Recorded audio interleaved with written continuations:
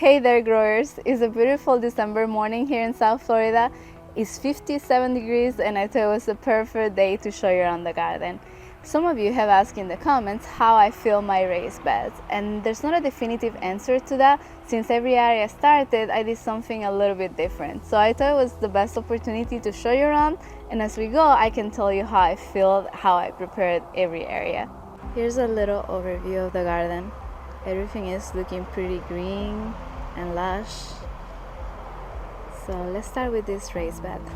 So outside the raised bed there's some flush flower. This is already going to seed, so I should cut the flowers down so they don't reseed everywhere, but I really enjoy the purplish color here. And these raised beds actually right now are in full shade, and this is one of the flowers that will bloom in full shade. Those are mums. I bought a couple of little containers with mums for fall, and they were dying, so I put them in the ground and see if they survive, and they did, and they're blooming again. This is some red vein sorrel, some little cilantro, and on this side parsley, and in the middle some onions. I don't know if they're gonna bulb because, like I say, they are in full shade. On this side there's some celery. I have some on the other side that is growing much better since in the sun, and pretty much the same on this side. So these are the only transplants that I bought because I didn't know what to do with this area, so I took too long and everything got in the shade, so I was like, oh, let me just buy some transplants and see if they do something. And for foliage they're doing great. I don't know if they're gonna actually produce. Oh, I see something there. What is this supposed to be? I think this is Chinese broccoli. I think this doesn't produce like a big head, but more like shoots, and I think that's what's coming there. So I'm probably gonna take that out, and yeah, I already see some side shoots coming, so I might get something from these plants. This one I think is a heading broccoli. Yeah, imperial broccoli. So this one should form a big head, but like this, with this little sun that is able to catch, I don't think you'll be able to form a head. But it's an experiment, we'll see what happens. That's a mistake that I did when I planted this area. I knew this portion was going to be shaded by the fence because the sun tracks that way during winter. During summer it goes straight, so everything is in the sun, but during winter it goes that way. But I thought it was going just to shade this area, but you see how far the shades goes all the way to this raised beds here.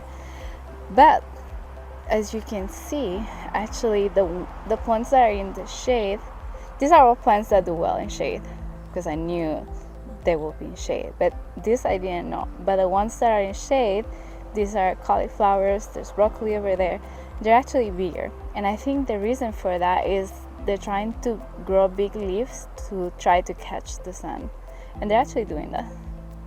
Just notice here, this is a peacock broccoli that I direct sown a few weeks ago. There's another one over there, so we'll see how those do. We should start having sun in this area in about 2-3 months.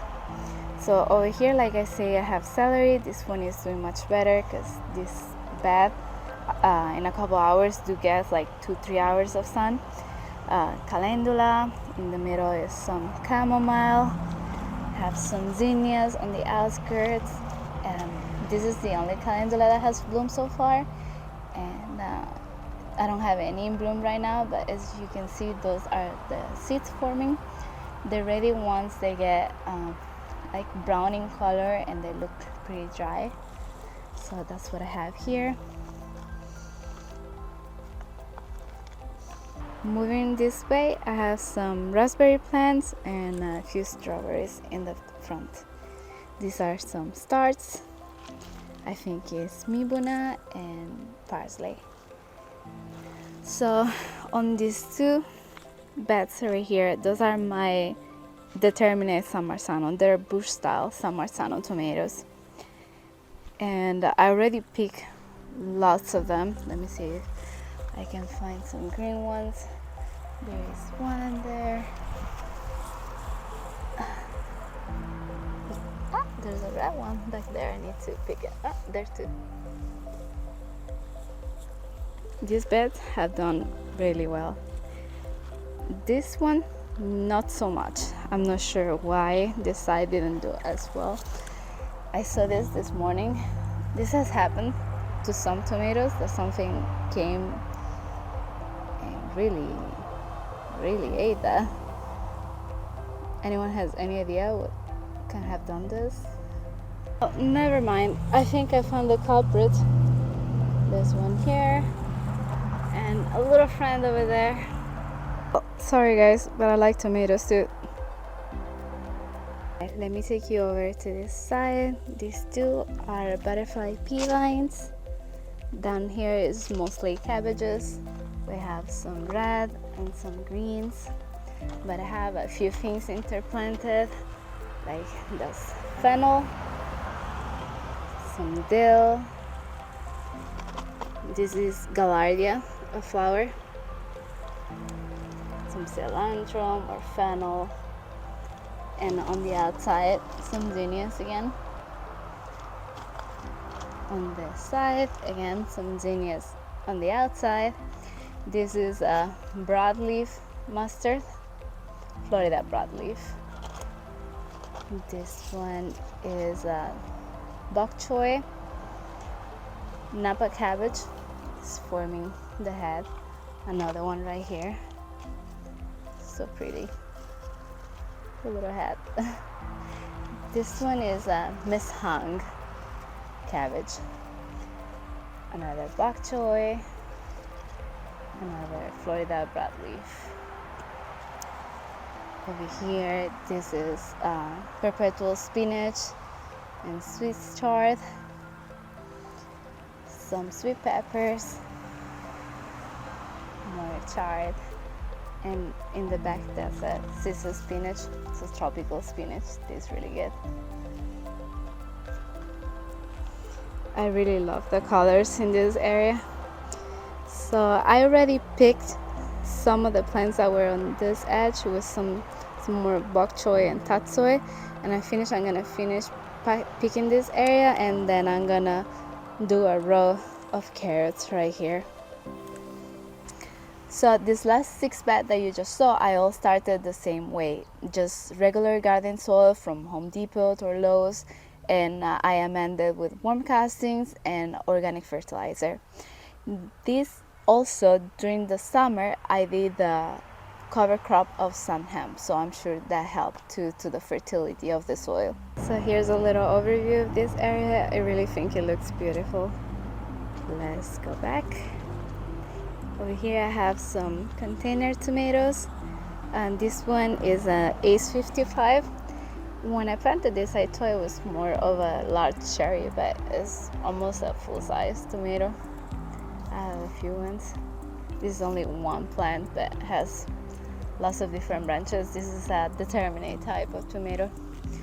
Over here I reseeded some more cucumbers. I had cucumbers a couple months ago. They grew, they produced, but they died pretty quick. Over here I have onions.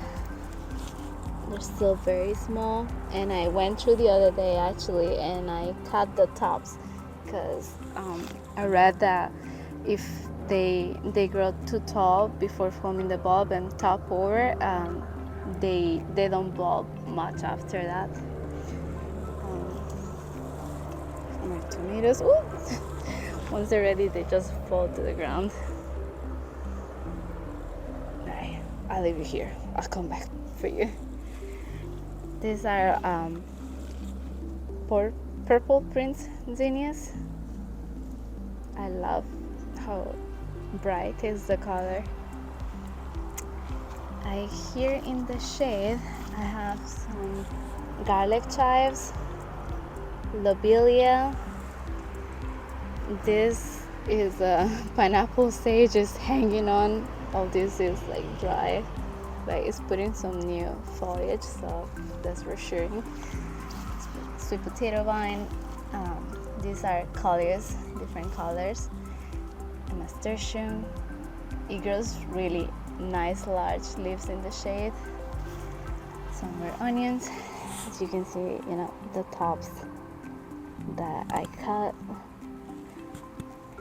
So everything over here is cauliflowers, and then there are different varieties, but I can't remember now. I'm gonna have to wait.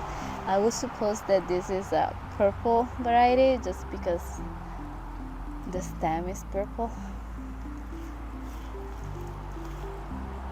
And this one is a purple Cherokee tomato. I see lots of little tomatoes coming, so that's exciting. Here in the container I have some snapdragons. This one is pink, I have some red, some yellow. They really are so pretty.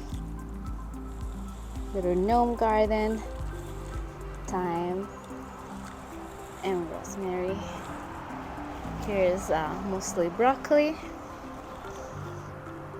This one should be forming a head soon. More onions, more broccoli, and this one is a little kohlrabi. He's forming this little ball right there. And that one is fully in the shade. All his life it has been in the shade, so if it forms a bulb, it means you can grow kohlrabi in the shade, which is exciting. Here's a lot of African basil. I need to harvest some and make some pesto. Let's get back. So here I have a few more cucumbers that I started. This is another Ace 55, and the main stalk grew, produced tomatoes, and then it started dying off because of some leaf disease. We had a really bad raining season that has been really tough on tomatoes, but it started growing a few new branches, so I'm hopeful that this one will produce some tomatoes for me. There's a few more branches coming, so let's cross fingers. So here behind me are some queen line zinnias. These are the orange line, and they're in containers. All my containers, the one that you saw earlier and these ones, are filled with my favorite nursery potting soil and nutrients or amendments. As far as the in-ground areas that you saw earlier, I started them by removing the grass, and I tilled the soil underneath. It was a construction layer, so all sandy, very compacted soil, and I added a good 6 inches of good quality soil and amendments. Like that, those first inches where the plants are mainly have the roots, have plenty of moisture and nutrients. But if you wish so, you can go put the roots deep underground and have a plant that is overall more stable and can also find nutrients that leach down there and water. And I did so for all my raised beds. All my raised beds are open underneath, so if the plants want, like peppers, eggplants, they can go very deep down. Like the roots can go like a good 3-5 feet underground, and like that you can get a more stable plant and overall a healthier plant. In this raised bed, I have my sweet peppers. I have 4 varieties. I have some Lacia, albino bullnose, purple beauty, and paprika. I interplanted with sweet alyssum and some white onions. This one, I have again snapdragons, some trailing nasturtium that I hope it trails down this bed, and some variegated jalapeno. You can see them here. Over here is a lacinato kale, also called dino kale.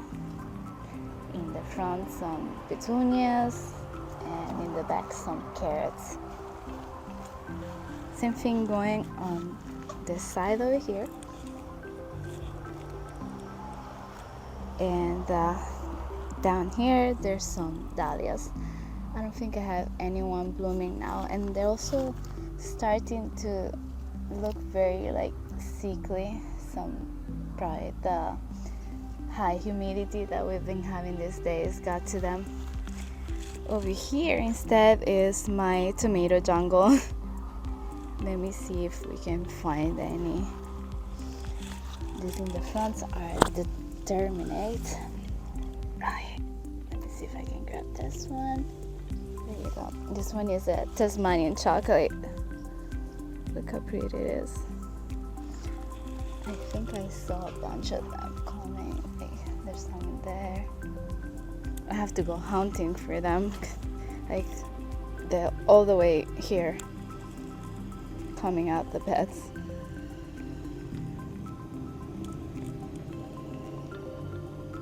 Okay, so let's move to this area. I have here growing my garlic.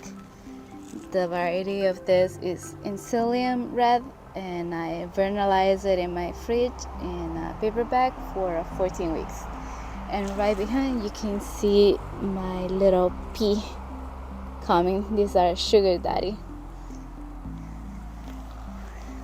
Over here I have some cardinal basil, cranberry hibiscus, some tropical sage, that's some black-eyed Susans. These are straw flowers. There's 3 plants. I think that this is bergamot. Yeah, bergamot. These are all flowers. Flamingo celosia. Over here, some Cherokee sunset, verbena, my little banana tree, same flowers on this side, and over here I have 2 purple cauliflowers, and over there 2 purple sprouting broccoli. More garlic, blanket flower, and little zucchini is coming over there. Moving. So back here I have some sweet pea growing. These you grow for the flower, not for eating, and they seem to be doing well. Over to this area I have a mulberry tree. I have some peppers, petunias. This is a buena mulata pepper, tomato plant, more spicy pepper, pentas, eggplants, lilies, more eggplants, more tomatoes. These tomatoes are not doing that well, but they're still producing something. More flowers. This is the borage. And some little nasturtiums coming. More of the same this way. These are all spicy peppers. Little elderberry tree, sage, blue plumbago, sweet potato vine, gomphrena, sky flower, another plumbago, some cilantro, and an aloe. So all this in-ground area that surrounds the perimeter of the garden was started the same way. I just dropped a good foot of wood chips and I let it decompose. You can still see the wood chips on the top layer, you see? But as soon as you dig a little bit, you can see that it's all beautiful soil. So that's a good option if you have time, because it takes time to decompose. It takes a good year to create good soil. But if you're able to do a chip drop, it's just a lot of labor to get it all situated, but it's completely free. So here's the last little piece of my garden. I have 2 little garden towers, 2 Romanesco growing on top, a few empty spaces from some lettuces that I harvest, a few more lettuces growing, strawberries that are just beginning to produce, so that's exciting, and my fairy mint, chocolate mint. So I hope you enjoy this tour. I hope you enjoy seeing how I started my in-ground areas, my raised bed, and perhaps learn something, perhaps inspire you to grow some more of your own food. And if you did, please consider like, subscribe, and I'll see you in the next video.